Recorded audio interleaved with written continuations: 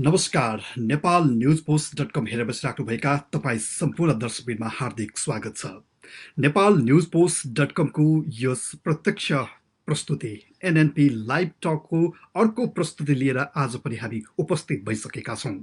जापानको टोकियोबाट हामी विभिन्न विषयवस्तुमा त्यस विषयवस्तुसँग सम्बन्धित व्यक्तित्वहरूसँग अतिथिहरूसँग कुराकानी गर्ने गर्दछौँ। यसै सन्दर्भमा आज पनि म अर्का एकजना अतिथिको साथमा उपस्थित भएको छु। हामी कहिलेकाहीँ राजनीतिका विषयमा कुराकानी गर्छौँ, कहिलेकाहीँ कला साहित्य सृजनाका विषयमा कुराकानी गर्छौँ, कहिलेकाहीँ सामाजिक जीवनका विविध पाटोहरूलाई केलाउने प्रयत्न गर्छौँ। आजको यस प्रत्यक्ष प्रसारणमा हामीले नेपाली लोकगीत, लोक संस्कृति र साहित्यलाई विषयवस्तु छानेका छौँ। आज मैले नेपाली खास गरी लोक गीत र लोक संस्कृति तथा साहित्य यो तीनवटै विधालाई निरन्तर झन्डै 4 दशकदेखि निरन्तर श्रीवृद्धिका लागि लागिराख्नु भएकी एकजना अतिथिलाई निम्ताएको छु। त्यसो त नेपाल न्युज पोस्ट डट कम हेरेर बसिराख्नुभएका तपाईँ सम्पूर्ण दर्शकहरूलाई थाहा छ आज म कोसँग कुराकानी गर्दैछु भनेर। आज म तपाईँहरूले नै अत्यन्तै रुचाउनु भएको र नेपाली लोकगीतको झन्डै पर्याय भने पनि फरक नपर्ने एकजना स्रष्टासँग कुराकानी गर्दैछु। हरिदेवी कोइराला, मैले नाम भने यति भनिसकेपछि तपाईँलाई मैले उहाँको बारेमा धेरै कुनै शब्दहरू प्रस्तुत नगरे पनि तपाईँले चिन्नुहुन्छ। हरिदेवी कोइराला ज्यूसँग आज म यो 30 देखि 40 मिनट संवाद गर्ने प्रयास गर्दैछु। यहाँलाई स्वागत छ कार्यक्रममा। हजुर, धन्यवाद।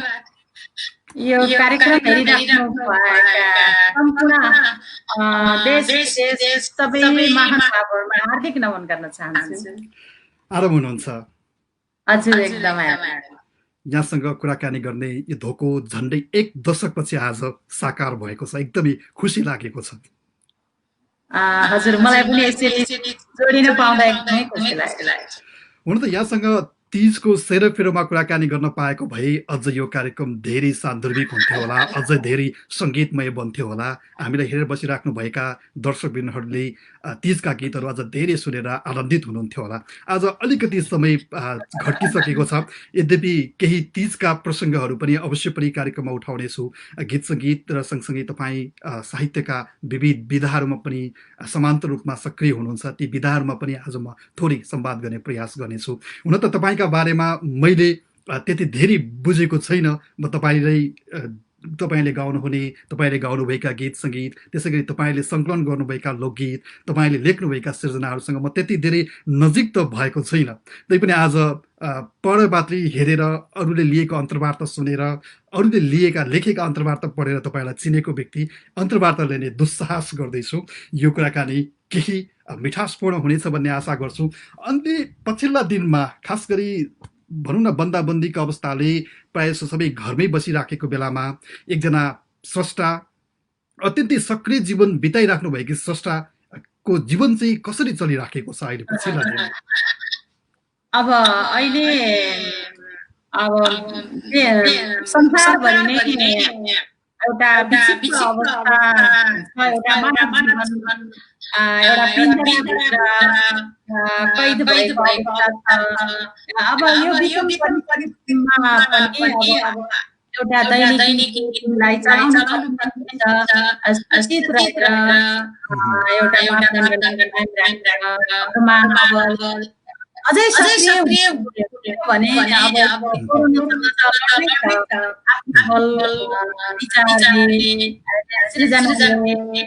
अलिकति व्यस्त रहेर यो चाहिँ उ गर्नु परेको छ। हेलो, हजुर, मेरो आवाज तपाईँले सायद सुन्नु भएन होला। यो अलिकति इको आइरहेको हुँदाखेरि मैले माइक्रोफोन अफ गरेको थिएँ, हजुरको मात्र सुनिराखेको थिएँ। हजुर, त्यही भएको म घरमा नै आफ्नो सूचनाहरू लेख्ने, लेख्ने यस्तै कार्यक्रममा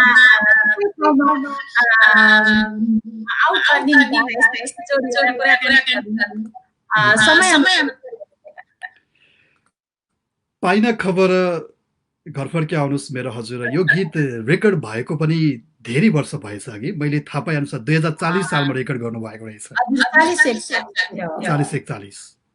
2040-41बाट अहिले यो 76-77सम्म आइपुग्दाखेरि थुप्रै आरोह अवरोहहरू पार गरिसक्नु भएको छ लोक सङ्गीतको क्षेत्रमा, सँगै साहित्यको क्षेत्रमा र व्यक्तिगत जीवनका यात्राहरूमा पनि। गीत सङ्गीतकै कुरा गर्दाखेरि चाहिँ 2040-41लाई फर्केर हेर्दा कस्तो महसुस गर्नुहुन्छ अहिले? अब अहिले गाउँले विद्यार्थी जीवन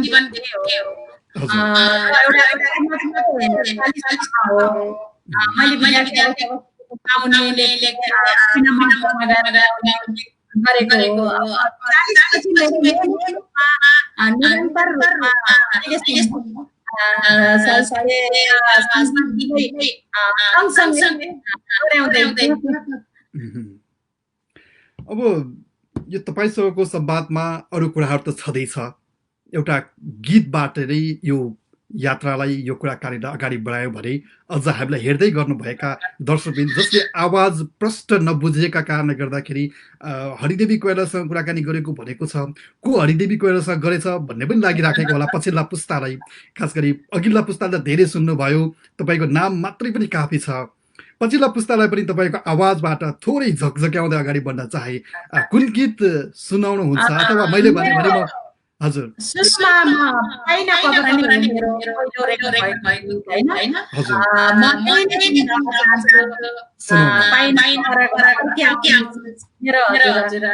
त्यतिखेर विदेशमा जानुपर्ने एउटा बाध्यता थियो र अहिले पनि त्यो क्रम छँदैछ। तसर्थ मैले त्यही एउटा पुरानो गीतलाई यहाँहरू समक्ष सुनाउने अनुमति चाहन्छु। घरको मालिक परदेशमा गएको, परदेशमा गएको धेरै भयो केही खबर नपाएको, पाइन खबर घर फर्की आउनु होस् मेरो हजुर, रोगी आमा सहारै भो रोको, सहारै भो रोको, लाग्ला पापा दसधार दूध खोको, पाइन खबर घर फर्के आउनु होस् मेरो हजुर। अब यही खनौला गई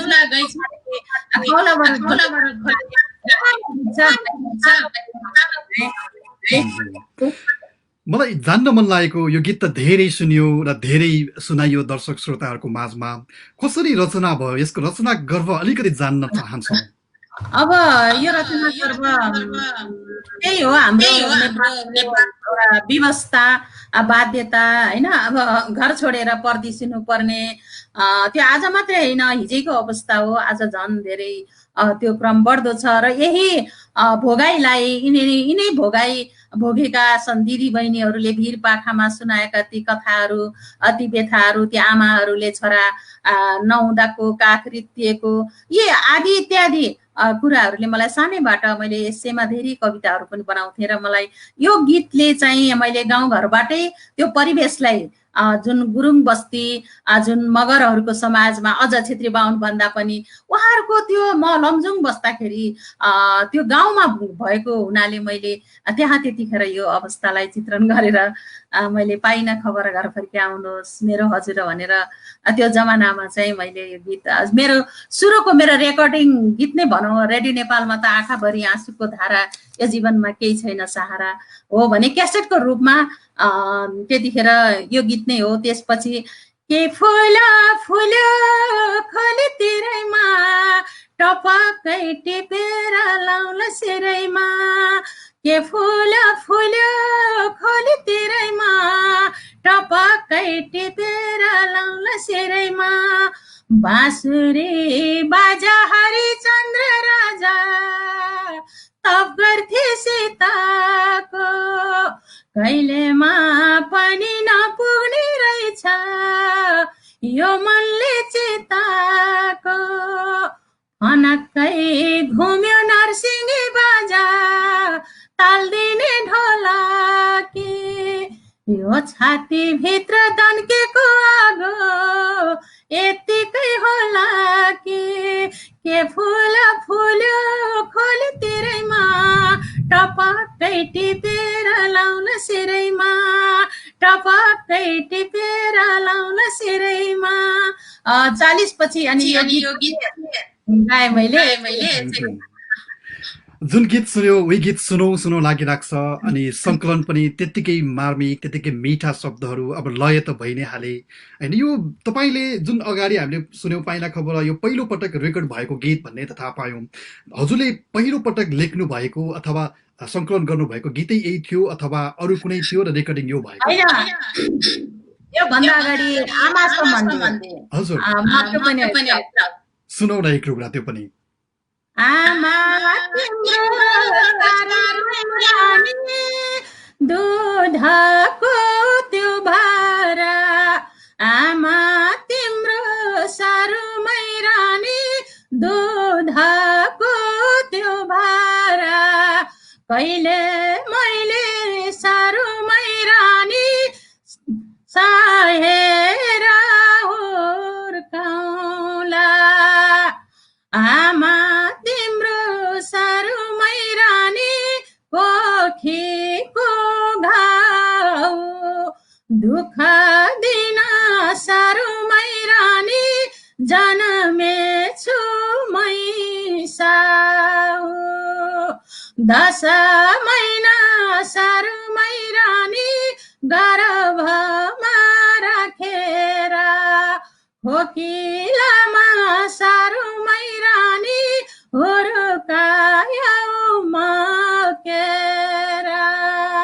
मुखको घाँस सारुमै रानी ओकाली खुवायौ कति कष्ट सारुमै रानी सहेर हुर्कायौ आमा तिमी सारुमै रानी माया कि खानी कति दर्द सारुमै रानी छन् तिम्रा कहानी चारै दिशा यो संसार आमा जस्तो ठुलो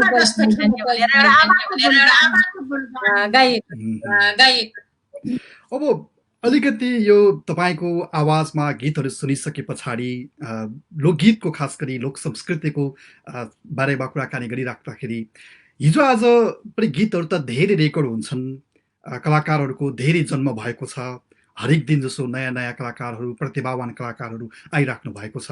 तर हामीलाई नै एउटा श्रोता भएर सुन्दै गर्दा गीत सङ्गीतलाई माया गर्ने व्यक्ति भएर सुन्दै गर्दा लोकगीत भन्ने चिज चाहिँ पछिल्ला दिनमा खासै गाउने व्यक्तिहरू एकदमै कम भेटिने र सबै लोकगीत भनेर चाहिँ लोक दोहोरीलाई मात्रै हो कि भन्ने जस्तो आभास भइसकेको हामी पाउँदछौँ। एकजना स्रष्टाले चाहिँ यो कुराहरूलाई कसरी महसुस गरिराख्नु भएको छ? अब लोकगीत लोक सङ्गीत भन्ने एउटा लोकले एउटा प्रतिबिम्ब झल्कने होइन त्यो भोगाइहरू आउँछन् र लोकगीतका पनि विविध विधाहरू हुन्छन्। लोकगीत एकहोरो खालको एकलले गायो भने त्यो एकहोरी गीत भयो, त्यसमा अब दुईजनाले प्रश्न सवालको उत्तरमा गायो भने दोहोरी भयो। तर अहिले हजुरले भने चाहिँ जता पनि दोहोरीकै माहौल बढी सुनिन्छ। तर गीत भन्ने बित्तिकै लोकगीत भन्ने बित्तिकै त्यहाँ अन्तर्मनका एकल रूपमा पनि धेरै भावनाहरू प्रस्तुत भइरहेका हुन्छन् र दोहोरी सवाल जवाबका रूपमा पनि प्रस्तुत भइरहेका हुन्छन्। र अहिले जति पनि बजारमा आएका छन् जति पनि गीतहरू भन्ने बित्तिकै हामीले अहिलेको पुस्तालाई के अनुभूत छ भने यो दोहोरी मात्रै लोकगीत हो कि लोकगीत भनेकै दोहोरी हो भन्ने एउटा प्रभाव पनि छ बजारमा। तर लोकगीतको एउटा छुट्टै आफ्नो एउटा आफूले एकदमै भनौँ न आफ्ना मनका भावनाहरू उन्मुक्त भएर एउटा धारमा जुन एउटा बग्न पाइन्छ, तर दोहोरीको माहौल फरक हुन्छ। तर त्यो चाहिँ अहिलेको पुस्ताले अलिकति कम बुझेको हो कि जस्तो पनि लाग्छ र दोहोरीको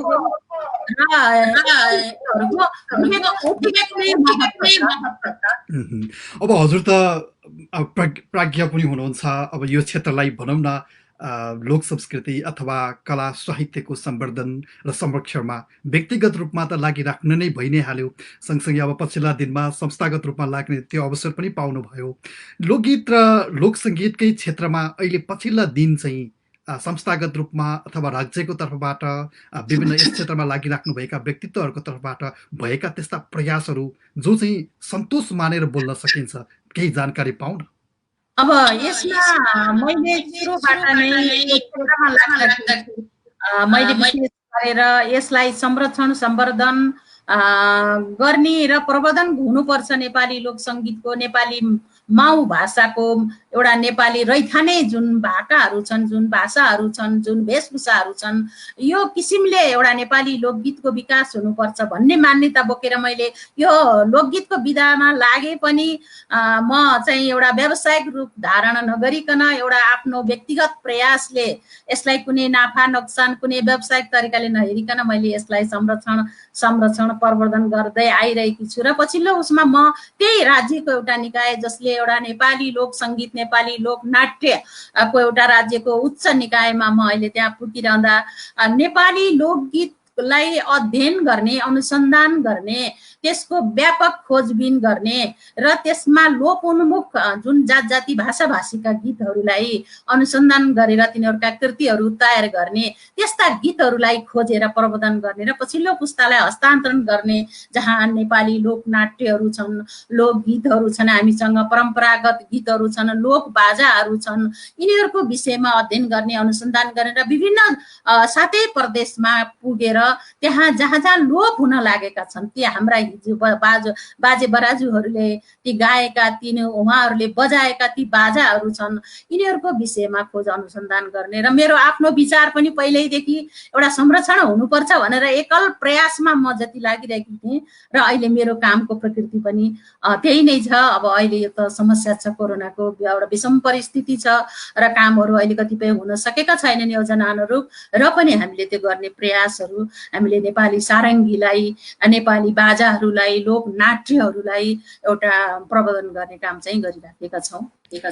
अब अहिले त रेकर्ड गर्न त्यति धेरै धाउनु पर्दैन, रेकर्ड गर्ने ठाउँहरू नजिकै छन्, धेरै छन्, सजिलो भएको छ। अलिकति म फेरि तपाईँको सुरुवाती यात्रातर्फ नै फर्किन चाहेँ। त्यतिखेर जो एउटा व्यस्त जीवन हुनुहुन्थ्यो, आफै भनौँ जागिर जीवनमा हुनुहुन्थ्यो, सँगसँगै मोफसलमा रहनुभयो। सबभन्दा महत्त्वपूर्ण कुरा चाहिँ पोखरामै रहेर तपाईँ चाहिँ मूलधारको स्रष्टाको रूपमा र नेपाली लोकसङ्गीतलाई प्रवर्धन गर्नका लागि यति ठुलो महत्त्वपूर्ण योगदान दिन सक्नुभयो। त्यो कसरी सम्भव भयो? त्यो बेलामा कसरी रेकर्ड गर्न आउनुहुन्थ्यो? म पोखरामा बस्ने होइन, मेरो अब साहित्यिक सङ्घ संस्थामा म धेरै ठाउँमा करिब म अझै पनि 1.5-2 दर्जन सङ्घ संस्थामा काम गर्छु अनि गीत सङ्कलन गर्छु। म आफैले मेरो प्राय गीतहरू आफैले सङ्कलन गरेको शब्दहरू हुन्छन्, ती लयहरू पनि आफैले सङ्कलन गर्छु, आफै गाउँछु। र पोखरा जस्तो ठाउँमा बसेर मैले काठमाडौँ पुग्दाको त्यो अत्यन्तै त्यो कष्टदायी यात्रा थियो। रेडियो नेपाल पुग्नु भनेको असाध्यै गाह्रो थियो। त्यसमा अब त्यतिखेरको अवस्था रेडियो पुग्नु भनेको, तर पनि मेरो मामा प्रेमराजा महत, बमबहादुर कार्की अनि हाम्रो देवी गुरुङ लमजुङका उहाँहरू, कुलबहादुर केसी, उहाँहरूको एउटा सहायताले गर्दा, उहाँहरूको मायाले म अलिकति सजिलो भएको। तर काठमाडौँ रेकर्ड गर्न जाँदा प्राय म मेरो जागिर जीवन भएको हुनाले म नाइट बस चढेर, साझा बस चढेर म गीत रेकर्ड गर्न जान्थेँ। त्यहाँ 2-3 दिनमा त्यो यति हतारसँग गीत रेकर्ड गर्नु पर्थ्यो कि, किनभने फर्केर आउनु पर्थ्यो। मेरो श्रीमान कृषि विकास ब्याङ्कमा जागिर भएको हुनाले हामी दुवैजना जागिरको सिलसिलामा प्रत्येक गीत गाउन जाँदाखेरि खालि नाइट बसमा हामी पुगेर त्यो रेकर्ड गरेर भोलिपल्ट दिनभरि रेकर्ड गऱ्यो, फेरि पर्सिपल्ट गऱ्यो अनि फेरि नाइट चढेर अनि फेरि जागिर गर्न आउँथ्यो। एकदमै गाह्रो। अब त्यतिखेर काठमाडौँ जानु, फेरि हाम्रो त्यसमा एउटा बुहारीले एउटा छोरीले गीत गाउनु भनेको समाजले राम्रोसँग हेर्दैन थिए। अब यो बिग्री, अब यो सकि, अब यो गई भनेर भन्ने, आफ्नै परिवारबाट पनि ठुलो कुरा आउँथ्यो र एउटा श्रीमानको एउटा सही सकारात्मक कुराले गर्दा मात्रै अलिक सजिलो भएको। धेरै चुनौतीहरू थियो। अब त्यो फर्केर हेर्दा एउटा काँडा जस्तो लाग्छ। कहिले काठमाडौँ रेकर्डकै लागि काठमाडौँ जानुपर्ने बाध्यता चाहिँ कति सालबाट अन्त्य भयो? अहिले अझै पनि रेकर्ड काठमाडौँ नै हो, तर काम चलाउ चाहिँ यहाँ पनि हुन्छ। अलि धेरै सजिलो भएको छ अहिले चाहिँ। राम्रो गर्नको लागि चाहिँ काठमाडौँ जानु पर्यो अहिले पनि। अझै उसमा कतिपय कुराहरू यो तपाईँले आफैले पनि भन्नुभयो म सोधौँला भन्दै थिएँ, जुन भनौँ न नाफा घाटाको हिसाबले नहेरिकन निरन्तर लोकसङ्गीत, खास गरी लोकगीत लोकसङ्गीतकै समक्षमा यसको चाहिँ रेकर्डमा, सङ्कलनमा, लेखनमा सक्रिय रहिराख्नुभयो। आफ्नो व्यस्त जीवन त थिँदै थियो, त्यसका अलावा तपाईँले यसलाई निरन्तरता दिनुभयो। यति लामो समयसम्म औपचारिक रूपमा रेकर्ड भएकै मितिलाई हेऱ्यौँ भने पनि झन्डै 4 दशकको हाराहारीमा पुगिसक्यो। यति लामो समयसम्म उही रफ्तारमा, उही गतिमा निरन्तर अघि बढ्न केले ऊर्जा दिइराखेको छ तपाईँलाई?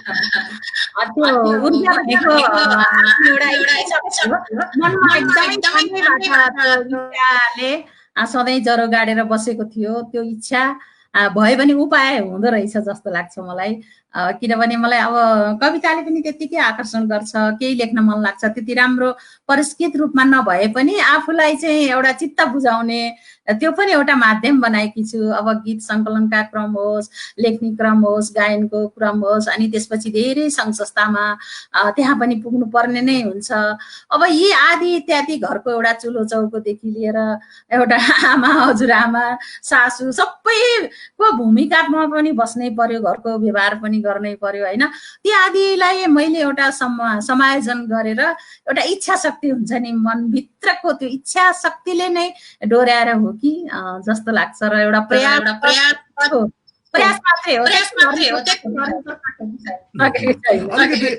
अलिकति अगाडि हजुरले भन्नुभएको थियो त्यो बेलामा खास गरी हामी तपाईँ जुन पारिवारिक वातावरणमा हुर्किनु भयो, जुन समुदायमा जन्मिनु भयो, त्यो समुदायका मान्छे, त्यसमा पनि छोरी चेलीले गीत गाउनको लागि दौडधुप गरिराख्दाखेरि समाजले, त्यो परिवारले स्वीकार्ने अवस्था अथवा सहजता लिने एउटा वातावरण थिएन।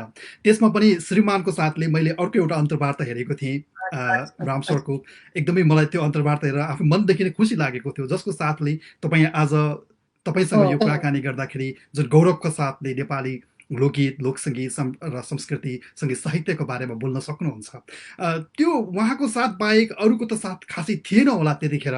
कहिले लागेन यो लफडामा नफसौँ, बरु गीत रेकर्ड गर्न छोडिदिउँ भन्ने कहिले महसुस भएन? त्यस्तो दिन कहिले आयो? कहिले त आउँथ्यो है। किनभने यति भनौँ न समाजले अलिकति एउटा दृष्टिकोण अलिकति म प्रति एउटा यति बुहारी भएर, छोरी भएर यसरी गीत गाउँदै हिँड्ने एउटा गन्धर्वहरूसित कसैले त भनौँ न गइदिने पनि भइ भनेर पनि भन्थे है। धेरै नमिठा तिता कुराहरू गर्थे। अनि गीतहरू जति गाउँदै जान्थे, पाइना खबर गाउँदाखेरि मलाई श्रीमान विदेशिएर आफ्नै व्यथा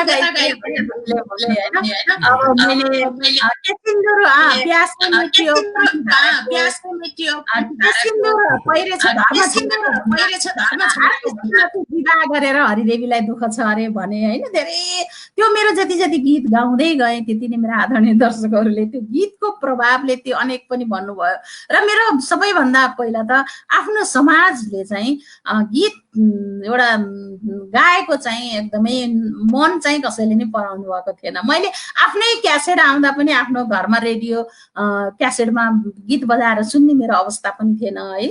एकदमै अप्ठ्यारो थियो के गुनगुन। मैले पहिला पनि गाउँदा माइतीमा पनि बारीको कुनामा गएर कसैले नसुन्ने गरेर अनि राति उठेर बिस्तारै गुनगुनाउने हो कि कसैले सुन्छन् कि कसैले देख्छन् कि म गाउन गएको भनेर मैले म कार्यक्रममा जाँदा नि ढाँटेरै जाने, म कविता भन्न जाँदा नि ढाँटेरै जाने, ढाँटी मैले चाहिँ जब विवाह भएपछि श्रीमानकोले अलिकति म खुला भएँ र पनि समाजले धेरै कुराहरू पचाउनै नसक्ने कुराहरू पनि भए र आज हेर्दाखेरि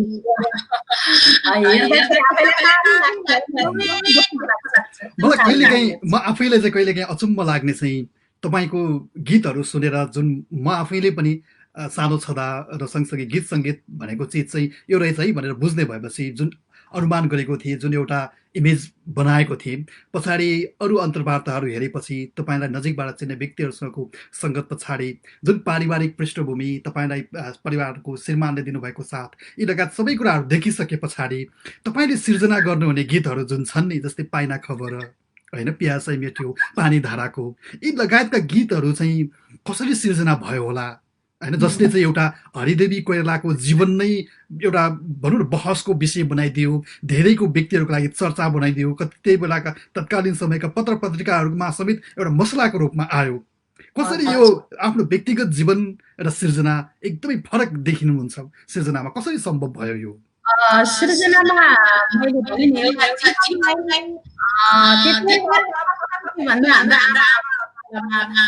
एउटा भनौँ न अब विवाह गर्ने चलन थियो एउटा पुरुषले, जसले धेरै विवाह गर्न सके उही पुरुष जस्तै मानिन्थ्यो होइन। मेरो हजुरबुवाको नि 3टा श्रीमती हुनुहुन्थ्यो, मेरो बुवाको 2जना, मेरो मामा ससुराको अब धेरै, कोहीको 7जना, 6जना, 5जना, 4जना, ती मैले देखेका, ती मैले सानोमा भोगेका आमाहरूले गरेका दुःखहरू, ती बुहारतनहरू, अनि ती कुराहरूले मलाई असाध्यै सानैबाट मेरो मन मस्तिष्कमा किन यसरी भेदभाव हुन्छ, छोरीलाई छोरालाई मिठो खानेकुरा छुट्टै कसौमा पकाउँदा बुहारीलाई किन फेरि ताउकेमा फेरि झोलमोल भएको एउटा पेटभरि पनि खान किन दिँदैन यो समाजले। जति हुने खानी भयो भने उसको घरमा उति नै बुहारतन हुने थियो कि आमाहरू 12 बजे 1 बजे भाँडा माझेर उठ्नुहुन्थ्यो है। अनि पेट नअगाएर उहाँहरूले आफूले माइतबाट ल्याएका चिजहरू पकाएर खाएको त्यो दृश्य पनि किन यहाँ यस्तो भेदभाव हुन्छ भन्ने ती भोगाइहरू मैले आमाका मुखबाट त्यो गरेको विभेद, दुईटी श्रीमती हुनेले जेठी र कान्छीलाई गरेका हेलाका होइन, ती विभेदहरू, ती आमाहरूका बुहारतनहरू, जुन भिरपाखामा दिदी बहिनीहरूका ती कुराहरू, ती कथा बेताले मलाई असाध्यै मनभित्र छुन्थ्यो। तसर्थ मैले जीवन र एउटा खोज्छु क्या गीतमा, जीवन भोगाई र मान्छेका माया प्रति मात्रै गीत होइन, हरेक कोणबाट जीवनमा चाहिँ छ नि धेरै आयामहरू जोडिएको जीवनमा, ती भोगाइलाई चाहिँ मैले विभिन्न विषयको, जस्तै अब बेचिएका चेली हुन्, बुढाबुढीका गीतहरू हुन्, बालबच्चाका गीतहरू हुन्, सौता पर्यो मलाई सौताने मामलो जति राम्रो गरे नि नराम्रो होइन, त्यहाँ सौताका यातनाहरू हुन्, चाहिँ क्या आमाका पीडाहरू हुन्, त्यहाँ त्यो चिज सबै चिज गीतमा आउनुपर्छ भन्ने चाहिँ मलाई लाग्थ्यो। र मैले उहाँहरूकै कथा व्यथामा जतिभन्दा जति नजिक भएर, मेरो श्रीमान कृषि विकास विभागमा जागिर हुनुहुन्थ्यो, उहाँले महिलाहरूको पीडा असाध्यै नजिकबाट बुझ्न अझ समय पाउनुभयो। उहाँले धेरै गीतहरू मलाई चाहिँ सङ्कलन गरेर पनि ल्याइदिनुहुन्थ्यो। ती महिलाहरूको यस्ता पीडा मैले देखेँ, यस्तो भोगेँ भन्नुहुन्थ्यो। ती सबै कुराले मलाई अझै पनि यो जीवनको यथार्थ भोगाइलाई नै मलाई चाहिँ एउटा खोज्न मन लाग्छ। त्यही भएर मेरा गीतहरूमा त्यस्तै त्यस्तै प्रकारका चाहिँ धेरै भावनाहरू त्यस्तै खालका मात्रै आउँछन् जस्तो लाग्छ। मैले आफूले पनि हेर्दाखेरि अब तपाईँका गीतमा वेदनाका कुराहरू मात्र होइन, नारी चेतना र सशक्तिकरणका कुराहरू हामी अधिक पाउँछौँ। तीजका गीतहरू सुन्यौँ भने त अझ जहाँ पनि हामी ती भावहरू भेट्छौँ होइन। अब तपाईँ भनौँ न गीत सङ्गीत सँगसँगै सिर्जना सँगसँगै साहित्यमा पनि सक्रिय रहनुभयो, रहँदै हुनुहुन्छ, सँगसँगै विभिन्न सामाजिक सङ्घ संस्थाहरूमा पनि महत्त्वपूर्ण जिम्मेवारीहरूमा बस्नुभयो र अहिले पनि उत्तिकै सक्रिय हुनुहुन्छ। गीतमा त नारी सशक्तिकरण र चेतनाका स्वरहरू जो हामीले सुनिरहेका छौँ, सुन्दै आयौँ र अझै पनि सुन्दै नै छौँ। सँगसँगै सामाजिक रूपमा चाहिँ जुन अहिले भनौँ न परिवर्तनका लागि, सशक्तिकरणका लागि विभिन्न प्रयासहरू भएका छन्, यसले कतिको सकारात्मक नतिजा दिएको छ, कतिको आशावादी हुन सक्ने ठाउँ छ अहिले? अब अहिले महिलाहरूको अवस्था त त्यति माथि अझै पनि नउठिरहेको अवस्था छ। महिलाहरूले कतिपय कुराहरूमा आफ्नो नेतृत्वदायी भूमिका त्यति सबल रूपमा एउटा भनौँ न गरेको देखिँदैन। र पनि अब पहिलाको भन्दा त धेरै चेतना छ महिलाहरूमा, जागिर आफूभित्रको ऊर्जालाई, आफूभित्र पनि केही अस्तित्व छ भन्ने किसिमले महिलाहरू धेरै अगाडि आइराखेको पनि देखिन्छ। र गीत सङ्गीतमा या कुनै सबै वातावरणमा एउटा महिलाहरूको त्यो एउटा चेतना त्यो अनुभूति एउटा चाहिँ सबै अब भनौँ न एउटा साहित्यदेखि लिएर कला कौशल र धेरै अब राजनैतिक क्षेत्रदेखि लिएर धेरै सामाजिक क्षेत्रहरूमा महिलाको वर्चस्व त देखिएकै छ र पनि एउटा एउटा बन्धनले त्यो अदृश्य बन्धनले अझै महिलाहरूले अझ आफ्नो पुरा एउटा हक अधिकार लिन नसकेको अवस्था छ। अझै पनि त्यो एउटा शोषणको त्यो जुन जाल हो त्यसले चाहिँ एउटा रूप चाहिँ त्यो अदृश्य रूपमा त्यो अझै पनि छ। अब बिस्तारै बिस्तारै ती सबै एक शून्यमा पुग्यो अथवा न्यूनीकरण भयो भनेर यसै गरी कार्यक्रममा सँगै संवाद गर्न पाऊँ।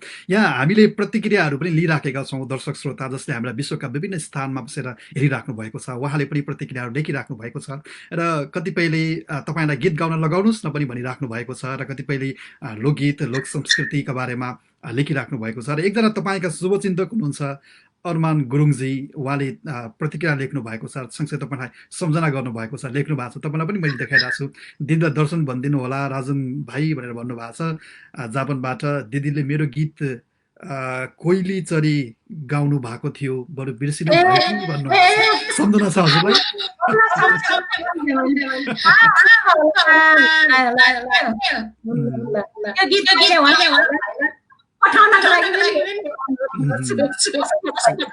उहाँसँग भेट भइरहेको छ, उहाँले अहिले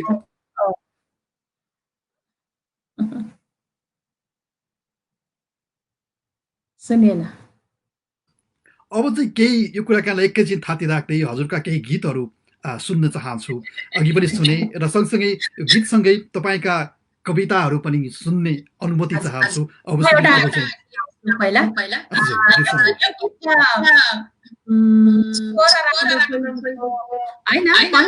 मजुरको बोली राम्रो, आफ्नै मान्छे राम्रो हुन्छ जस्तो भए पनि त्यो एउटा मानवीय एउटा गुण नै हो सबैलाई, जोसुकैलाई पनि त त्यही भावना।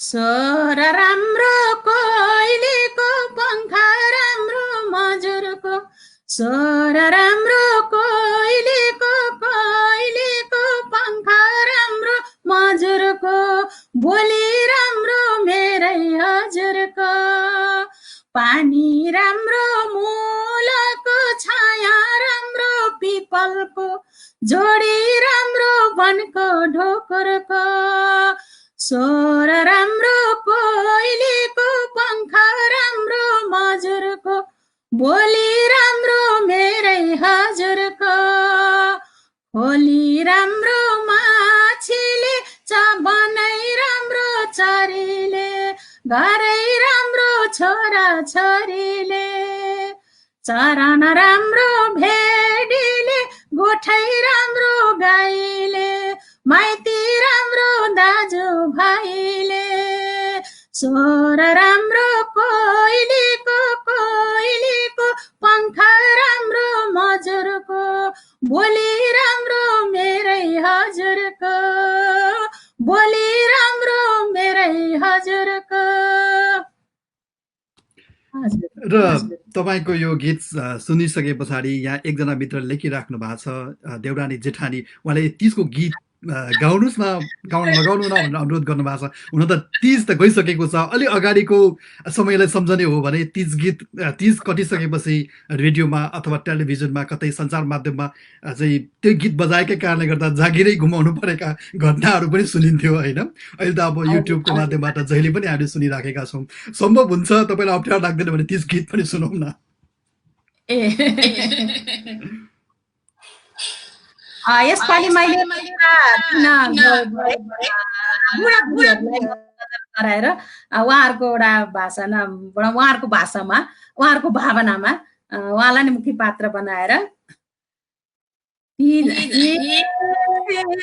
तिजाए नि तिहारानी जानु छैन माइती गाम, तिजाए नि तिहारानी जानु छैन माइती गाम, कस्तो भयो होला सँगी हाम्रो जन्मठाम, कस्तो भयो होला सँगी हाम्रो जन्मठाम, पहिला जस्तो छ कि छैन हाम्रो पनि पँधेरो, पहिला जस्तो छ कि छैन हाम्रो पनि पँधेरो उस्तै छ कि भत्क्यो होला बरको चौतारो उस्तै छ कि भत्क्यो होला बरको चौतारो उस्तै छ कि भत्क्यो होला बरको चौतारो।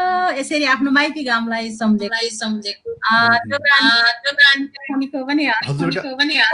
हजुरका गीतहरू सुन्दा अब ठ्याक्कै त्यही परिवेश याद आउँछ, त्यही परिवेशमै पुग्छन्। मलाई जहाँसम्म लाग्छ जो नेपाली विश्वका जुनसुकै कुरामा रहोस्, जहाँ पुगोस्, नेपालीपन आफ्नोपन लिएरै बाँचेको हुन्छ, आफ्नोपन लिएरै उजिराखेको हुन्छ। हजुरले गाउनुभएका सङ्कलन गर्नुभएका गीतहरू सुन्दाखेरि अझ त्यो स्मृतिहरू पनि ताजा बनेर आउँछन्। र यो सँगसँगै अब तपाईँको कविता सुन्ने मन छ र सुनाउन सक्नुहुन्छ? अहिले चाहिँ जुन एउटा लकडाउनकोलाई सदुपयोग गरेर म त्यही सुनाउँछु। सर्वश्रेष्ठ मान्छे पर्यो पिञ्जडामा। अहिले हामी सबै पिञ्जडामा छौँ, त्यही भाव। रिसाइन् धेरै प्रकृति आमा, रिसाइन् धेरै प्रकृति आमा, सर्वश्रेष्ठ मान्छे पर्यो पिञ्जडामा। रिसाइन् धेरै प्रकृति आमा, सर्वश्रेष्ठ मान्छे पर्यो पिञ्जडामा। यो सृष्टि सत्ता भन्थ्यो मेरै हो, यो सृष्टि सत्ता भन्थ्यो मेरै हो, अहङ्कार घमण्ड दम्ब तोडियो। मुठीमा छ भन्थ्यो धरती र आकाश, मुठीमा छ भन्थ्यो धरती र आकाश, विज्ञानलाई नि गरिदियो उपहास। नपुगेर धरतीले पुग्यो चन्द्रमामा, त्यही मान्छे आज पर्यो पिञ्जडामा। नपुगेर धरतीले पुग्यो चन्द्रमामा, त्यही मान्छे आज पर्यो पिञ्जडामा। रिसाइन् धेरै प्रकृति आमा, सर्वश्रेष्ठ मान्छे पर्यो पिञ्जडामा। बुझेन कि मान्छेले साझा यो ब्रह्माण्ड, आफै मात्र एक्लै नाच्यो मदमस्त। ठुलो त्रास भएछ मान्छेका बिचमा, ओहो कति निरीह देखियो धरामा। सृष्टिको नि आफ्नै विधान हुन्छ, छन्द अनि लयमा यो घुमिरहन्छ। विज्ञान र ज्ञानको मिलेन कि सूत्र, भत्क्यो कि समभाव प्रकृतिभित्र। यति सानो आज कीटाणुले मार्यो, जगत सारा आँसु शोकमा पार्यो। कहाँबाट कसरी यो पापी निस्क्यो, भूगोलको साथ सिमाना भत्क्यो। विश्वलाई थर्काई डुल्दैछ घाती, को ठुलो को सानो बाँकी नराखी। झुपडी र महल भनेन यसले, धनी शक्तिशाली गनेन यसले। के गरे खै अस्त्र यान रकेटले, स्तब्ध बनायो एउटा भाइरसले। न देख्नु न छेक्नु न समाउनु यसलाई, न हात हतियार देखाउनु यसलाई। न गोला न बारुद बमले डर्दैन रत्तियो कसैको होकारले। फैलिन्छ छिनमै डरेलो सरी, बाँच्छौँ बचाउँछौँ भई होसियारी। उपाय छ एउटै, घरभित्र रमाई प्रकृति खाना खजना खाई। आत्मबल विचारले उज्यालो छरी, हार्दैनौ जित्छौँ तर पनि फेरि, हार्दैनौ जित्छौँ तर पनि फेरि। जित्नु नै छ, यो यात्रा जारी। अवश्य अवश्य जित्नु नै छ। सधैँ अँध्यारो सधैँ अप्ठ्यारो कहाँ रहन्छ, अवश्य पनि अँध्यारो पछाडि होइन। अब तपाईँका यी सिर्जनाहरू र तपाईँसँगको यो कुराकानी त जति लम्ब्याए पनि उति सुनौ लाग्छ। खास गरी मलाई मेरो पुस्तालाई त्यो भाव छ भन्ने लाग्दछ। अब धेरै कुराकानी गर्ने मन छ, तर बिस्तारै बिस्तारै हिँड्दै जाँदा 38 मिनट यो संवाद हामीले गरिसकेछौँ, तर केही पनि सुन्नै पुगेको छैन जस्तो लागिराखेको छ। धेरै श्रोताहरूको दर्शकहरूको जिज्ञासाहरू पनि छन्, खास गरी गीत सुन्न पाए हुन्थ्यो भन्ने नै छ अधिक व्यक्तिहरूको चाहना चाहिँ। अब तपाईँका खास गरी गीतहरू सुन्दै गर्दाखेरि हामीले छुट्याउनै नहुने नाम अथवा नछुट्ने नाम पुरुषोत्तम न्यौपाने जो उहाँको नाम म धेरै एल्बमहरूमा त्यतिखेर देखिराख्थेँ। उहाँसँगै गाउनु भएको थुप्रै गीतहरू छन्। त्यसै गरी प्रजापति पराजुली उहाँको पनि अब तपाईँसँगको गीतहरू धेरै हामीले सुनेका छौँ। र लोककवि अली मिया एउटा यो अर्को नाम जसलाई मैले अन्तर्वार्ता लिन पाइनँ, तर एकदमै भेट्ने रहर भएको व्यक्ति होइन, उहाँसँगको भयो। अब तपाईँले मैले यो विषयवस्तुहरू यी व्यक्तिहरू किन पनि उठान गरिरहेको छु भने तपाईँले थुप्रै त्यस्ता व्यक्तिहरू जो अहिलेका पुस्ताले पनि नजिकबाट निहालिरहेका छन्, उहाँहरूसँगै यो लोकगीत लोक संस्कृति यात्रा चाहिँ गर्नुभयो र अहिले पनि निरन्तर जारी छ। अझ अहिले त संरक्षणको पाटोमा संस्थागत रूपमा लाग्ने एउटा जिम्मेवारी लिएर अगाडि बढिराख्नु भएको छ। र हामी पछिल्ला दिनमा देख्छौँ अघिल्ला पुस्ताले गाएको गीत स्वयं त्यही विधामा क्रियाशील रहेका पछिल्ला स्रष्टाहरूले थाहा पाउँदैनन् र त्यसलाई रिमेक गर्छन् र नयाँ बनाइदिन्छन्। मलाई लाग्छ यसबाट हरिदेवी कोइराला पनि अछुत हुनुभएको छैन। हरिदेवी कोइरालाका गीतहरू पनि सायद त्यसरी रिमेक नभएका होलान्, अथवा तपाईँले मेहनत गरेर सङ्कलन गर्नुभएको गीत फेरि पुनः गाइएका छैनन् भनेर म अनुमान गर्न सक्दिनँ। तर मैले खासै गीतै किटान गरेर यो गीत चाहिँ गाइएको रहेछ नि है भन्न सक्ने गरी मसँग ज्ञान रहेनछ। त्यस्तो अनुभव केही छ? हजुरले भन्नुभयो यो पछिल्लो समयमा नेपाली लोकगीतमा चाहिँ एउटा यो समस्या अगाडि आएको छ, किनभने अग्रजहरूले गाएका गीतहरू अथवा अग्रज पुस्ताका गीतहरू अहिले एउटा मिडियाले सञ्चार माध्यमले पनि अहिलेको पुस्तालाई त्यति नसुनाइएको अवस्था यो एकदमै साँचो छ। किनभने नयाँ नयाँ गीतहरू मात्रै पस्कने क्रम पनि छ, त्यसले गर्दा अघिल्लो पुस्ता र पछिल्लो पुस्ताको एउटा दूरी पनि एकदमै टाढा छ। त्यो तपाईँले भने जस्तै अब हामीहरूले धेरै गीत गाएका छौँ, मेरै गीतमा नि म कसैको नाम लिन्न, धेरै तीजका गीतदेखि लिएर रत्यौली गीतदेखि लिएर धेरै गीतहरू धेरै भाइ बहिनीहरूले सायद बुझेर कसैले जानेर नजानेर धेरैले गाउनु भएको छ। तर यो एकदमै नराम्रो एउटा सुरुवात हो नेपाली लोकसङ्गीतमा। त्यसो गऱ्यो भने अग्रज पुस्ताको एउटा भनौँ न नाम निशाना भोलि मेटिन पनि सक्छ र पछिल्लो पुस्ताले नजान्न पनि सक्छ। यसरी कसैले पनि कसैको सिर्जनालाई अलिक बुझेर एउटा जानेर भनौँ न सोधेर खोजेर अहिलेको पुस्ताले चाहिँ जुन यो गीत जुन बनाउने क्रम छ त्यो गर्नुपर्छ जस्तो लाग्छ मैले। बजारमा अहिले पनि धेरै तीजमा पनि धेरै कुराहरू आए होइन, र त्यो भाइहरूलाई बहिनीहरूलाई उहाँहरू आउनु भएको छ, एकदमै खुसी लाग्छ। धेरै राम्रा गीत पनि छन् र पनि फेरि अलिकति सस्तो लोकप्रियताको नाममा, अलि व्यावसायिकताको नाममा, अलि लहरको भरमा जे गाए पनि हुन्छ भन्ने एउटा मनस्थिति हो कि उहाँहरूको के हो है, अब मैले त्यो भन्न सक्दिनँ। तर उहाँहरूले एउटा गीत सङ्गीतलाई अलिकति ख्याल गरेर अलिकति त्यस्तो एउटा अत्यन्तै सस्तो एउटा प्रयोग गर्ने यो साधन हो है भने जस्तो गरेर जुन अहिले जुन यो गीतहरूमा अलिकति त्यस्तो नराम्रो भनौँ न विकृतिहरू जुन भित्रिएका छन्, त्यो अग्रज पुस्तालाई र पछिल्लो पुस्तालाई त्यसले दुवै पुस्तालाई चाहिँ एकदमै एउटा ठुलो नोक्सान पुर्याइरहेको हुन्छ। र नेपाली लोक सङ्गीतको एउटा मौलिकता, टेटपन, यसको जुन माटो छ, जुन मुटु छ, जुन सौन्दर्य छ नि एउटा, त्यो अस्तित्व नै भोलि धरापमा पर्छ कि पछिल्लो पुस्ताले नजान्दा र अघिल्लो पुस्तालाई पनि कुनै याद नगर्दा अघिल्लो पुस्ताका भनौँ न ती गीतहरू उहाँहरूले चाहिँ रिमेकका रूपमा गाउनु भएको छ, उहाँहरूको नाम निशान नराख्दा कतै अघिल्लो पुस्ता पनि मर्ने र पछिल्लो पुस्ता पनि अलिअलि जीवन्तता प्रदान नगर्ने दुवै यो किसिमको धराप मैले देखिरहेको छु। यो एकदमै ठुलो नेपाली लोकगीतमा आएको ठुलो चिन्ता र चिन्तनको विषय हो जस्तो लाग्छ। तसर्थ गाउँदाखेरि सर्जकलाई कसैले पनि मार्नु हुँदैन, सर्जकको त्यो भावनालाई कसैले पनि मार्नु हुँदैन र त्यो सर्जकलाई पछिल्लो पुस्तासम्म जोड्ने काम हामी सबैले गर्नुपर्छ र गाउँदा यही नै जस्तो लाग्छ मलाई। कहिलेकाहीँ हामीलाई आफूले क्रियाशील रहेको विधामा कोही व्यक्तिले अलिकति धर्मभन्दा बाहिर गएर कर्म गरिराखेको देख्दाखेरि कता भित्र पोल्छ, भित्र चित्त दुख्छ।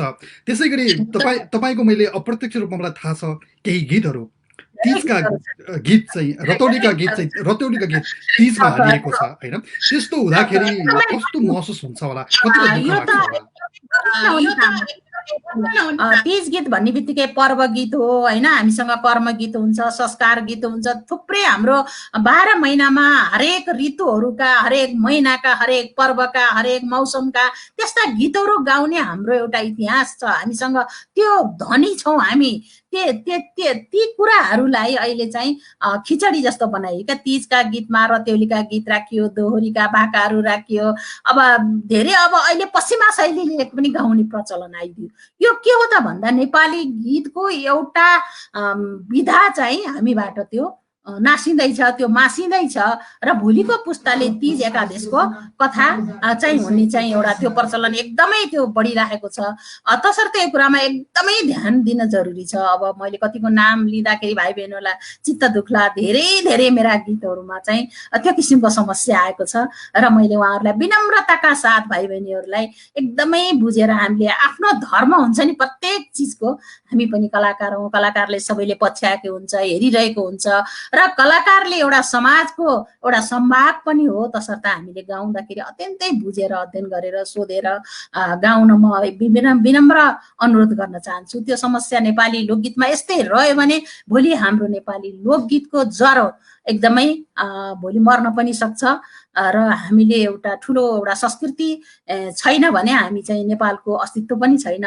तसर्थ यो अस्मितासँग गाँसिएको यो मुटु जस्तै हो, यो आमा जस्तै हो गीत भनेको पनि। जसरी आमालाई सम्मान गरिन्छ, माया गरिन्छ, आमाको माया कहिल्यै पुरानो हुँदैन, आमा कहिल्यै पनि नराम्री हुँदैनन्, आमा गरिब भए पनि, आमा जस्तै भए पनि त्यो आमाको रगत, त्यो आमाको महानता हाम्रा गीत सङ्गीत पनि त्यस्तै हाम्रो सम्पदा हो। यो अलिकति यसरी बुझेर एउटा सस्तो लोकप्रियताको लागि नगरिकन यसलाई व्यवसायको उसले मात्रै नहेरौँ, बरु अरू काम गरेर पनि नेपाली लोक सङ्गीतलाई बचाउँ भन्छु म त। किनभने यो धेरैभन्दा धेरै बिकाउ र गरेको हुनाले नै टिकाउ नहुने खालका गीतहरू अहिले आइरहेका छन्।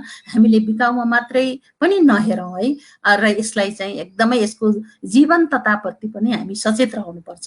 सबै सञ्चार माध्यम आशा गरौँ अब सुधार हुँदै जाला होइन। अब एउटा समयमा बाढी आइसकेपछि बिस्तारै फिल्टराइजेसन पनि हुँदै जान्छ। अब यो समयमा धेरै गायिकाहरूको प्रवेश भइराखेको, रेकर्डिङ गर्नको लागि पनि सहज भएको कारणले गर्दाखेरि पनि हुन सक्ला बिस्तारै बिस्तारै अब चेतना स्तर बढ्दै जाला र एक दिन साँच्चै नेपाली लोक संस्कृति लोक सङ्गीत भनेको चाहिँ सबैले हजुरले भन्नुभयो जस्तै गरी आमा हो, जननी हो भनेर मान्ने र त्यही छ र हामी छौँ भन्ने आत्मसात गर्ने दिन आओस्, हामी यो कामना गर्छौँ। र अब बिस्तारै बिस्तारै अन्त्यतिर छौँ। तपाईँका थुप्रै चर्चित गीतहरू छन्, सबै त मैले सुनेको पनि छैन, मलाई थाहा छ तपाईँले गाउनुभएका गीत थाहा छन्। कतिपय गीतहरू अब अहिले हामीलाई सुनेर बसिराख्नुभएका, हेरेर बसिराख्नुभएका दर्शकवृन्दहरूले गाइदिएदेखि हुन्थ्यो भनेर चाहिँ लेखि पनि राख्नु भएको छ। हुन त पाइना खबर धेरैजना व्यक्तिले भनिराख्नु भएको छ, यो हामीले सुरुवातमै प्रस्तुत गरिसक्यौँ। योभन्दा पछाडि झिलझिल सितारा, ऐना हेरेर लगायतका थुप्रै गीतहरू, जो गीत अहिले पनि युट्युबहरूमा हेऱ्यौँ भने हामीले उत्तिकै सुनिराखेको देख्छौँ। भलै सञ्चार माध्यमहरूले औपचारिक भनेका मेन स्ट्रिम भनेका मिडियाहरूले नबजाएका होलान्, तर सुन्ने दर्शकहरू, हेर्ने दर्शकहरू, सुन्ने श्रोताहरू उत्तिकै रहेका छन्। यो दुईवटा गीतमध्ये कुनै एउटा झिलझिल सितारा अथवा पाइना ऐना हेरेर सुनाउन। के जोड्न चाहन्छु भने मैले गीत गाउँदादेखि नै धेरै सर्जकहरूसित गाइसकेँ। लोकबहादुर छेत्री स्वर्गीय, अनि हाम्रो बमबहादुर कार्की, प्रेमराजा महत, नारायण रायमाझी, अमर बिरेही गुरुङ, थुप्रै गरेर अहिले पछिल्लो पुस्तासम्म र अझ धेरै हामीले करिब 12 वर्ष जति पुरुषोत्तम देउपाने भाइले र मैले धेरै गीतहरू गायौँ। ती गीतहरू अत्यन्तै जीवन्त पनि छ। ऐना हेरेर होइन, जस्ता अब बिरानो मुलुक भयो, अनि झिलझिल सितारा, आमाको चिठी, के अरे लाली फुल, चौतारीमा बर्को छाया छ, थुप्रै मनमा पीडा भयो नि मायाले मुसुक हाँसिदेऊ र भाइको उसँग मैले पनि थुप्रै गाएर पछिल्लो पुस्तासम्म पनि मैले गाउँदैछु। र त्यही मध्येको मैले पुरुषोत्तम भाइ र मैले गाएको एउटा झिलझिल सितारा। ए मेरो माया विदेशमा हुनाले कहिले मलाई छोडेन रुनाले, झिलझिल सितारा परदेशी मायाले पार भितरा, माया तिमी विदेशमा बिताउने, गाउँले मलाई नराम्रो चिताउने, झिलझिल सितारा परदेशी मायाले पार भितरा, कुन मनाले छोडेर जानुभयो, मुटु मेरो छोडेरै लानुभयो, झिलझिल सितारा परदेशी मायाले पार भितरा, आफ्नै गाउँमा पाए त एउटा काम, कसले खान्थ्यो मुलानको चर्को घाम, झिलझिल सितारा परदेशी मायाले पार भितरा, कति बसु देउराली भाकेर, मनको धोको मनैमा राखेर, झिलझिल सितारा परदेशी मायाले पार बितारा रुदा रुदाई भिजनी सिरा मेरो धेरै छ। अब गीतहरू थुप्रै छन्, सबै सुन्न चाहेर पनि यो लगभग 1 घन्टाको बसाइमा सम्भव पनि छैन। त्यसो त थुप्रै गीतहरू हामीले सधैँ सुनिरहेका छौँ, युट्युबहरूमा हेरिराखेका छौँ। हजुरसँग कुराकानी हुँदै गर्दाखेरि म आफैलाई लागेको एउटा जिज्ञासा चाहिँ युट्युबहरूमा हामी खोजेर हेर्छौँ कतिपय गीतहरू, खास गरी पाइना खबर लगायतका गीतहरू जुन तपाईँले धेरै वर्ष अगाडि रेकर्ड गर्नुभएको थियो, त्यो गीतहरूलाई पुनः रेकर्ड गर्ने हजुरकै आवाजमा त्यस्तो कुनै सोच छ? ती लगायतका गीतहरू जो पहिले अलि हतारमा अथवा कम प्राविधिक क्षमता भएको बेलामा रेकर्ड गर्नुभएको गीतहरू हुन्, जो अहिले फेरि रिमेक गर्नुभयो भने अझ धेरै राम्रो, धेरै वर्षसम्म हामी सुनिरहन पाउँथ्यौँ। हजुरले भने जस्तै छायाङ्कन भइसकेको छैन, भिडियो भइसकेको छैन, तिनलाई पनि एउटा जोगाउने क्रमको लागि अहिले मैले धेरै छायाङ्कन गरिराखेकी छु र मेरो हरिदेवी कोइराला अफिसियल युट्युबमा त्यो हेर्न सक्नुहुन्छ। र मैले अब के विचार गर्दैछु भने आफ्ना ती जुन गीतहरू छन् तिनलाई पुनः फेरि रिमेक गर्ने र आफूले अझ गाउन भाकाहरू जुन बाँकी छन्, प्रशस्तै छन् अझै पनि, तिनलाई पनि गाउने, यसरी चाहिँ मैले दोहोरो तेह्रो क्रममा काम गरिराखेकी छु। र मेरो साहित्यिक कृतिहरू, बाल गीतहरू पनि थुप्रै मैले लेखिराखेकी छु, ती पनि रेकर्डहरू हुँदैछन्। र अब त्यो एकातिर साहित्य लेखनको क्रम पनि छ र एकातिर गीतलाई पनि पुनः हजुरले भने जस्तै रिमेक गरेर त्यो कुरालाई पनि मैले सोचिराखेकी छु। अब समयले कति साथ दिन्छ म गर्दै जानेछु, यही नै भन्न चाहन्छु। पछिल्ला पुस्ताका केही स्रष्टाहरूसँग कुराकानी गरियो भने खास गरी लोकगीतकै सवालमा, अब त लोकगीतका भाकाहरू, लयहरू त जति थिए सबै रेकर्ड भइसके, कहाँ नयाँ छन् र अब त सङ्गीत गर्ने हो भन्छन्। हजुरसँग कुराकानी गर्दै गर्दा अझै नगाइएका लयहरू थुप्रै छन् भनिराख्नु भएको छ। पछिल्ला दिनका स्रष्टाहरू अल्छी भएका हुन्? अझै छन्। हाम्रा बाजे बराजुका ती मिथकहरू छन्, ती बाजे बराजुका कथा व्यथाहरूले अझै पनि हामीले प्रशस्त भेट्न सक्छौँ। ती भाकाहरू, ती भाषाहरू, ती विषयवस्तुहरू, ती अन्तर्वस्तुहरू, समाजका ती भोगाई थुप्रै छन्। अझै पनि हामीले खोज्नु मात्रै पर्छ। र हामीले अहिले चाहिँ तपाईँले भने जस्तै अलिकति हामी अभ्यास कम गर्छौँ, गीत गाउने चाहिँ बढी कोठामा बसेर सङ्कलन गरेर गाउने प्रचलन बढिरहेको छ, सजिलो खोज्छौँ। हामीले अरूको भाकालाई अलिकति आधार बनाएर, बेस बनाएर गाउने प्रचलन सजिलो खोजेका छौँ कि हामीले। तसर्थ अब त्यो भन्दा पनि हामीले खोज्ने पर्छ। अझै हाम्रो गाउँघरमा प्रशस्त छन् अझै ती मूलहरू त अझै पनि हाम्रो छ, जस्ताको तस्तै छ। त्यो रसाइरहन्छ, त्यो कहिले पनि सुक्दैन। नेपाली लोकसङ्गीतको त्यो मौलिकता, त्यो माटोमै उर्वर भएर त्यो बीज हामीसँग छ, त्यो माटोमा छ। त्यो बीजलाई हामीले मात्र गोडमेल र हुर्काउने, त्यो बीजलाई एउटा मलजल गरेर शुद्ध बनाउने प्रयास गर्यौँ भने अझै पनि नेपाली लोकगीत अझै मरेको छैन। थुप्रै यसका हाँगा बिगाहरू, मुजुराहरू ती पलाइराखेका छन्। त्यो हामीले हेर्नुपर्छ, त्यसलाई खोज्नुपर्छ। वनमा गयो भने पनि दाउरा खोज्ने त्यो आँखा हुन्छ नि, त्यो घाँस चिनेर भारी बनाउँछन् नि हाम्रो आमाहरूले, त्यस्तै हो। त्यो पाइन्छ अझै पनि हाम्रो जनजीवनमा छ। अलिमिया वाङ्मय प्रतिष्ठानले अहिले के गर्दैछ साँच्ची अलिकति जान्नु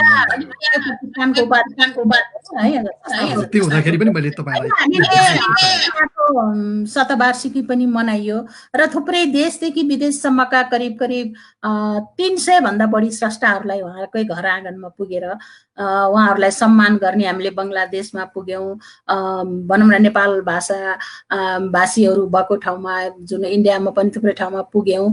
र यसरी देशदेखि विदेशसम्मका स्रष्टाहरूलाई सम्मान र अलिमिया लोक वाङ्मय पुरस्कारको स्थापना छ। यसले अध्ययन अनुसन्धानको कामहरू पनि गरिराखेको छ र अलिमियाका आफ्ना धेरै गीतहरू मैले 16वटा गीत मैले गाएकी छु र सबैभन्दा पहिलो गीत मैले 45 सालमा रुन्छन् मुसा केही छैन आँटीमा बित्यो जीवन अँधेरो ठाँटीमा उहाँको पहिलो गीत गाएँ। दोस्रो प्रेम राजा महत्र मैले आकाशमा बादल उडम्बै छ मनमा के छ भन्नेलाई सम्मै छ त्यो गीत गाइयो र अहिलेसम्म चाहिँ उहाँको चाहिँ एउटा विडम्बना, उहाँको आवाजमा रेडियो नेपालमा हामीले उहाँको लोकगीत रेकर्ड हुन सकेन र मैले उहाँको नाममा यो 84 वर्षको त्यो जुन रथारोहण अवसरमा उहाँको गीतहरूलाई सङ्कलन गरेर एउटा क्यासेट मेरै संयोजनमा त्यो भएको थियो र अलिमियाको गीत सङ्गीतलाई एउटा जोगाउने पाटो र उहाँको संस्थामा बसेर अलिमियाको त्यो सुगन्ध, अलिमियाको त्यो नेपाली लोक सङ्गीतको त्यो आवालाई चाहिँ हामीले चाहिँ काम छर्ने काम र त्यो सुवासलाई चाहिँ जोगाउने काम चाहिँ गरिरहेका छौँ। संस्था अत्यन्तै सक्रिय छ, संस्थाको आफ्नै भवन छ, संस्थाको सङ्ग्रहालय बन्ने एउटा परिपाटी पनि सुरु भएको छ, उहाँको शालिग राख्ने काम पनि छ र उहाँको नाममा धेरै थुप्रै कामहरू भइरहेका छन्। एउटा नेपाली लोक संस्कृतिको उन्नयनका लागि, नेपाली वाङ्मयका लागि अग्रज स्रष्टा र अनुस्रष्टालाई जोड्ने काम पनि यसले गरेको छ र तपाईँले भने चाहिँ लोककवि अलिमियाको एउटा आफ्नै धार छ, आफ्नै एउटा जीवन र खास गरी एउटा भनौँ न मुस्लिम सम्प्रदायमा रहेर पनि एउटा नेपाली सद्भावलाई उहाँले जुन जोड्नु भएको छ नि, त्यो नै एकदमै ठुलो सन्देश छ अहिलेको संसारलाई जस्तो लाग्छ मलाई। हरिदेवी कोइरालालाई हेरेर, तपाईँको जीवनलाई हेरेर, तपाईँको दैनिकीलाई हेरेर प्रभावित हुने र उत्प्रेरित हुने धेरै व्यक्तिहरू हुनुहुन्छ। हरिदेवी कोइरालाले चाहिँ खास गरी साङ्गीतिक र यो साहित्यिक यात्रामा, साहित्यिक जीवनमा अत्यन्तै प्रभावित भएको व्यक्ति, केही व्यक्तिलाई मात्रै सम्झिनु पर्यो भने कसको नाम लिनुहुन्छ होला?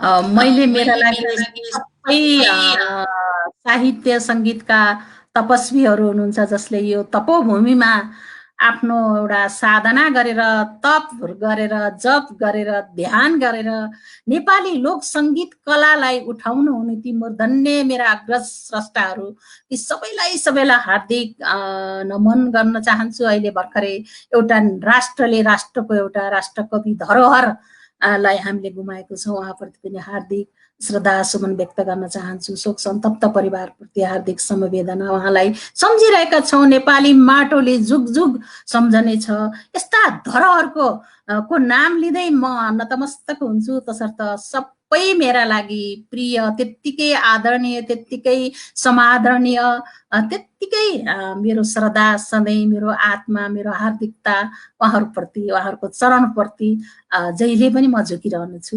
म सबै स्रष्टाहरू, नेपाली स्रष्टाहरूलाई एकदमै हार्दिक नमन गर्छु। अनुज पुष्टलाई थुप्रै माया र आशीर्वाद दिन्छु। हामीले मिलेर हाम्रो धर्मलाई हामीले कहिले पनि नभुलौँ र नेपाली लोक संस्कृतिको, नेपाली लोक साहित्यको, नेपाली माटो र मुटुको यो सम्मान गरौँ। यसलाई कुनै पनि व्यवसायसँग, कुनै पैसासँग, केहीसँग नि तुलना गर्नै मिल्दैन। म यति नै अनुरोध गर्न चाहन्छु। हुन त आजको यो कुराकानीमा मैले हजुरको व्यक्तिगत जीवनमा प्रवेशै गरिनँ। उत्तरार्धमा आइपुगेँ। पोखराको बैदाममा जन्मिनु भएकी मैले पढेको हो। मैले तपाईँसँग प्रत्यक्ष संवाद त पहिलोचोटि गर्दैछु होइन। अहिले अब लेक साइड भनेर चिन्छन् होइन। अहिले त लेक साइड भन्दा चाहिँ सबैले बुझ्नुहुन्छ। अब त्यहीँ जन्मिनु भयो र अर्को महत्त्वपूर्ण कुरा मैले सुरुवातले उठाएँ, जहाँ जन्मिनु भयो त्यही ठाउँलाई नै कर्मथलो बनाएर अहिले भनौँ न नेपाली जहाँ छन्, विश्वभरि छरिरहेका छन्, त्यहाँ पुग्नु भएको छ सृजनाको माध्यमबाट, सङ्गीतको माध्यमबाट र साहित्यको माध्यमबाट। अब धेरै कुराकानीहरू हुन सक्छन् तपाईँसँग, गर्न मन छ धेरै, तर अन्त्यमा आइसकेको छु। आजको यो कुराकानीलाई म यहाँ बिट मार्ने तर्खर गर्दैछु। तैपनि यो झन्डै 1 घन्टा बोल्दै गर्दाखेरि मैले सोधिदिएको भए हुने र हजुरले आजकै कार्यक्रममा भन्न पाउनु भएको भए हुने, त्यस्ता पक्कै पनि केही न केही त छन्। थोरै चाहन्छु। धेरै कथा छ,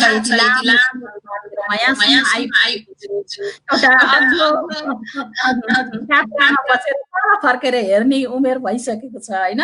धेरै अनुभवहरू छन्, धेरै अनुभूतिहरू छन्।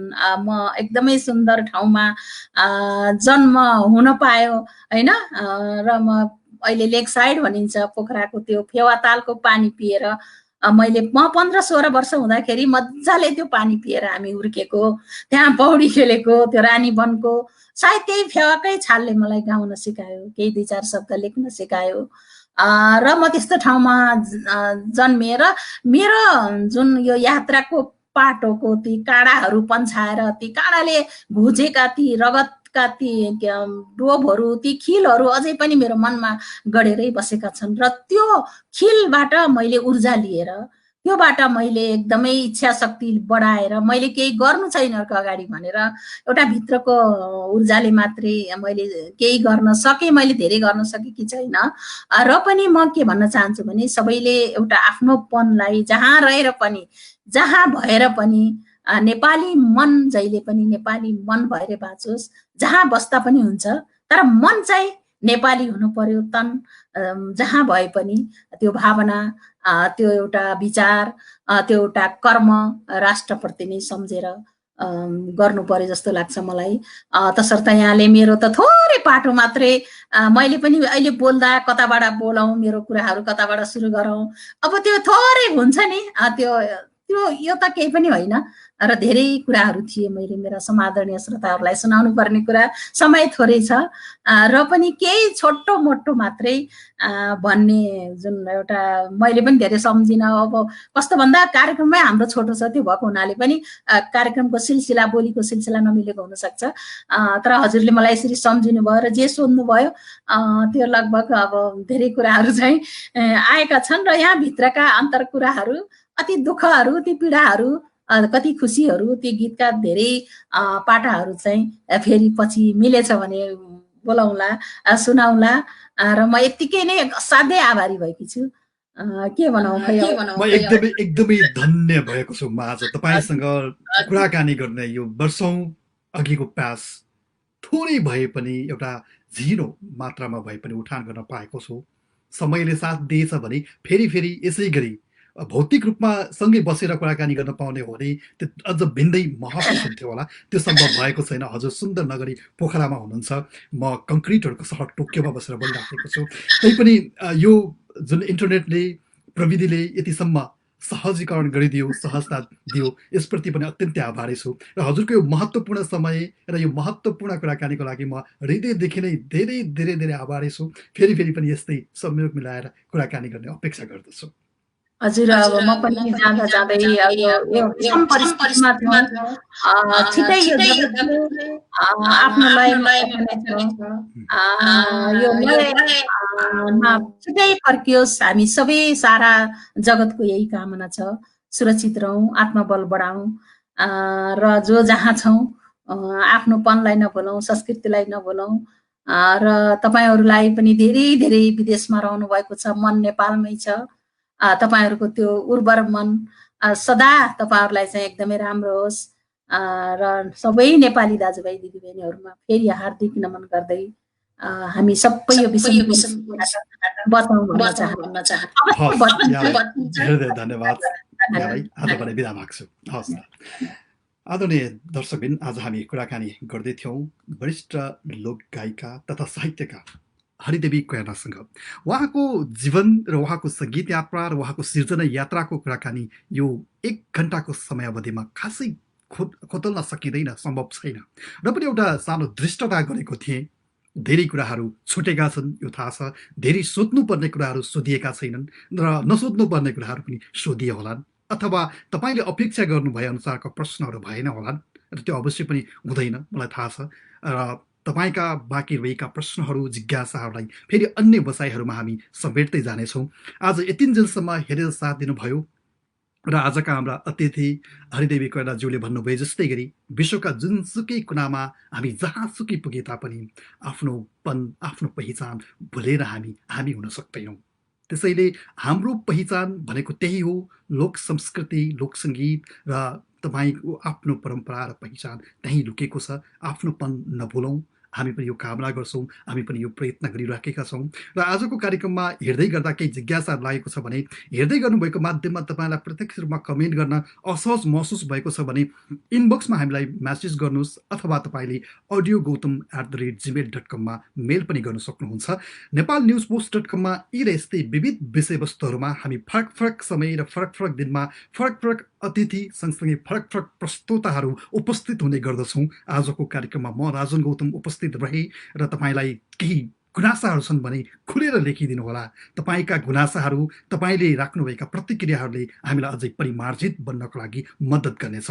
मलाई पर्दा पछाडि रहेर यो कार्यक्रम सञ्चालन गर्न सहयोग गर्नुहुने nepalnewspost.com का इन्टायर टिमप्रति म अत्यन्तै आभारी छु। र फेरि अर्को अङ्कमा यसै गरी अर्का अतिथि र अर्का विषयवस्तुको साथमा उपस्थित हुने बाचा गर्दै म राजन गौतम बिदा माग्छु। तपाईँको बाँकी पल शुभ रहोस्।